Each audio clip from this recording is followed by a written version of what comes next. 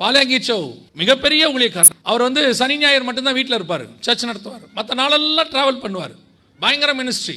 ஒரு முறை பாலங்கீச்சோ திங்கக்கிழமை காலையில் பெட்டி எடுத்துட்டு கிளம்புறாரு ஊழியத்துக்கு. அவருடைய மாமியார் தான் அவங்களுக்கு பயங்கர சப்போர்ட். பாலங்கீச்சோவுக்கு ஊழியம் வளர்றதுக்கு அவங்க பெரிய காரணம். பயங்கரமான ஸ்பிரிச்சுவல் லேடி. அவங்க கூப்பிட்டாங்களாம், பால் இங்கே வா அப்படின்னு. என்ன ஆண்டி, இந்த ஃபார்ம்ல கொஞ்சம் கையெழுத்து போடு அப்படின்னு. என்ன ஃபார்ம்? உனக்கும் மனைவிக்கும் டிவோர்ஸ் பண்ண போறோம். பாலங்கீச்சோ இடிஞ்சிட்டாராம். ஏன், என்ன ஆச்சு? உனக்கு நான் குடும்பத்தை கொடுத்தது எதுக்காக? நீ ஊழியம் பண்ண நான் வேணான்னு சொல்லல. 6-5 நாளும் போயிடுறேன். இப்போ என் மகளை யார் பார்த்துக்கிறது? அப்போ நீ சரி வர மாட்டேன், டிவோர்ஸ் பண்ணு அப்படின்னு. கடைசியில் பாலங்கீச்சோ அவங்க கிட்ட பேசி ஒப்பு கொடுத்து, குடும்பத்துக்குன்னு வாரத்தில் ஒரு நாள் நான் ஒதுக்குவேன்னு சொல்லி, எவ்ரி மண்டே ஃபேமிலிக்குன்னு. நல்லா கவனிச்சுக்கொள்ளுங்க. ஆண்டவரோடு கூட சஞ்சரிக்கிறது முதலாவது. 2வது கர்த்தர் கொடுத்த குடும்பம். இதுக்கு அப்புறம்தான் வேலை, இதுக்கு அப்புறம்தான் ஊழியம் எல்லாமே. இன்னைக்கு நீங்க வேலைக்காக குடும்பத்தை தொலைக்கிறீங்க, ஊழியத்துக்காக குடும்பத்தை தொலைக்கிறீங்க.